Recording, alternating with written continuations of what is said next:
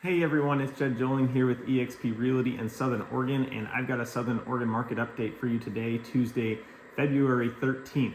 And we're going to start here with our Josephine and Jackson County active residential listing count, which is at 865 listings right now. That number is up 9% from where we were a year ago at 787 listings. This last week, we had 80 new listings hit the market, 80 went pending, 46 closed, and 19 off the market due to expired or canceled listing contracts.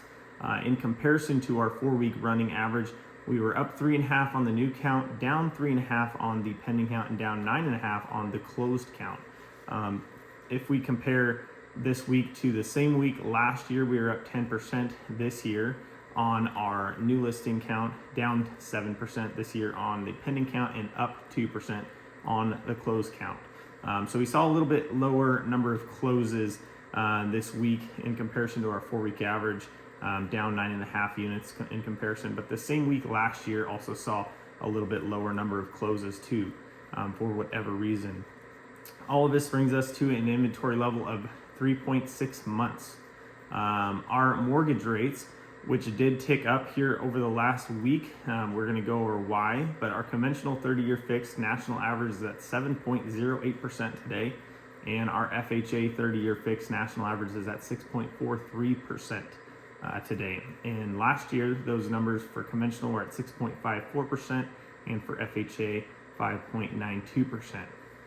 Now, these rates ticked up a little bit over the last week, but more so just today. And that was due to our January inflation report that just came out this morning. Our core CPI, which is our inflation number that leaves out the volatile items, food and energy, was at 3.9% for the month of January, which was higher than anticipated. And then our CPI, which includes the volatile items such as food and energy, is at 3.1%, down from 3.4% in December. Now, both of these numbers were higher than what was expected. So in essence, basically the lenders now look and go, well, maybe the Fed's not going to start cutting rates as soon as we had hoped. And so they make adjustments in their rates based on that. Jerome Powell and the Fed are probably going to be less likely to start cutting rates in May or June, just based on the fact that inflation is not where they want it yet. And they were hoping to have it a little bit lower than what January showed.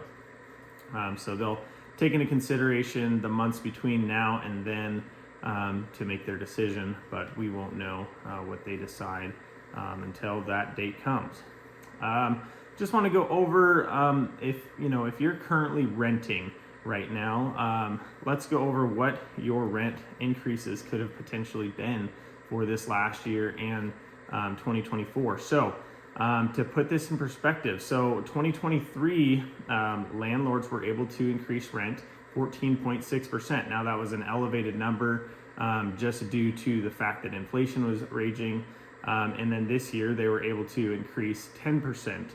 And that's also a little bit of an elevated number due to inflation. But for example, if you were renting in 2022 and you were say in a 3-bedroom, 2-bath house, in the Southern Oregon area, you could probably still find one for $1,600 a month, depending on the size of the home.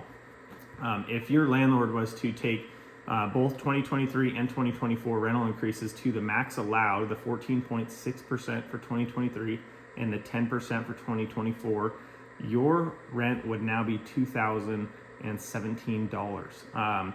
So that's a pretty substantial difference. That's over $400 difference that your rent would be going up. Now, why I bring this up is because I always encourage those that are renting to buy a home and create equity through that. And in doing that, you're not going to see dramatic increases in your monthly like you would if you were a tenant renting from someone else. So I always encourage that. And a common misconception I want to go over here, a lot of first-time home buyers, or not even first-time home buyers, are unaware that you can use an FHA loan if you meet the requirements, and it's not a first-time home buyer program. You can still be eligible for that even if you have bought a home in the past.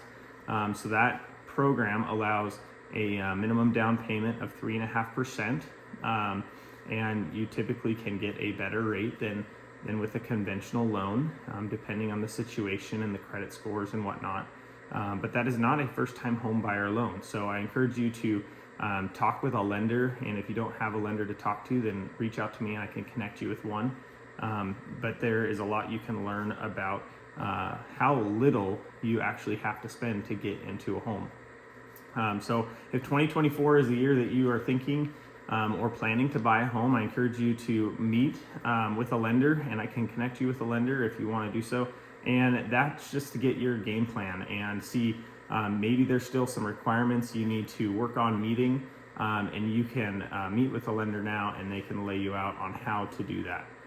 So feel free to reach out to me, and if you are looking to buy or sell, I encourage inquiries, even if it's just questions. I'm more than happy to help. So you can reach out to me on email. My email is jedjoling@gmail.com, or you can reach out to me with phone call or text at 541-761-7770, or Facebook Messenger, whatever way you can find me.